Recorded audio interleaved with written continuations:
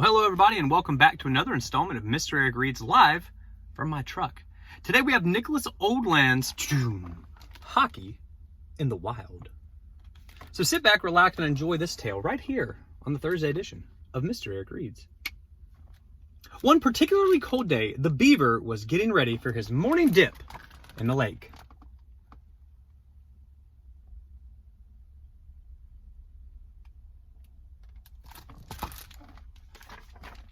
He checked the wind speed, removed his floaty, did his stretches, put on his bathing suit, and prepared to enter the water.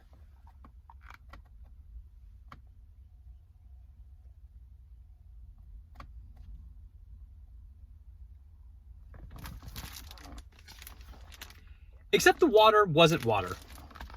It was ice.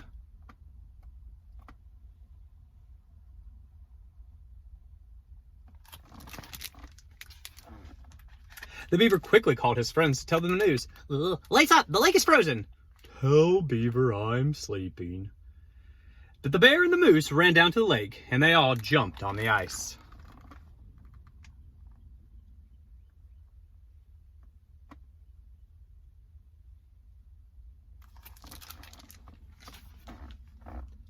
But they discovered that the ice wasn't quite thick enough to play hockey.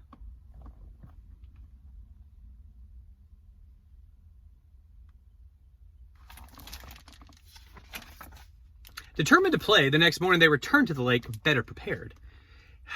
But it didn't help. The ice was still too thin. Pass the puck. I can't feel my legs. I need help.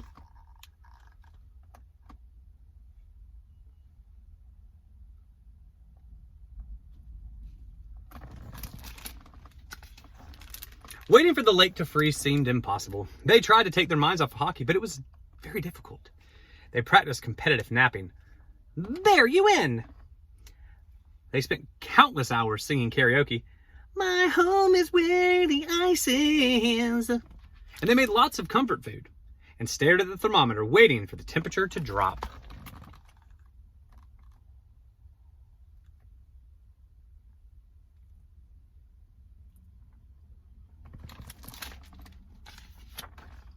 One morning after breakfast, the beaver opened the front door to check the weather. It was official. Hockey season had arrived.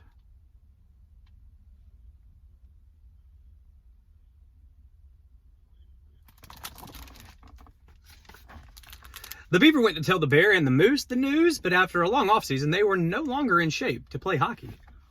Oh, what flavor is that?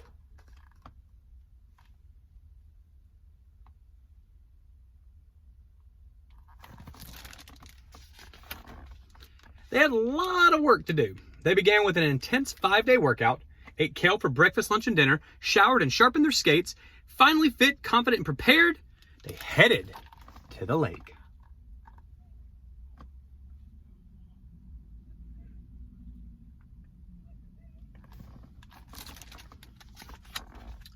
Not wanting to repeat their earlier mistakes, they took all of the necessary precautions. First, Bear threw a giant boulder onto the ice to see if it would crack.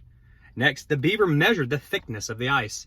Then, as a final test, they sent Moose out onto the frozen lake. Don't worry, I've got you.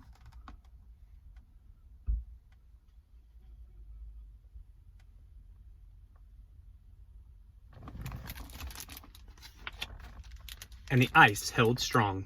Satisfied that it was safe to play, the bear and the beaver quickly laced up and joined the moose on the frozen lake.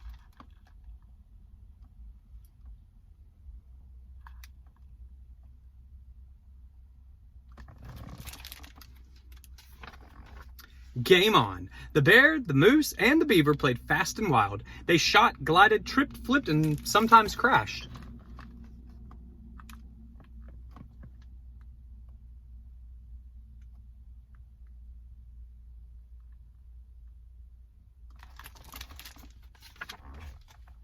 And when everyone was in position and on the attack, you could hear the three friends shout, "He shoots, he scores!"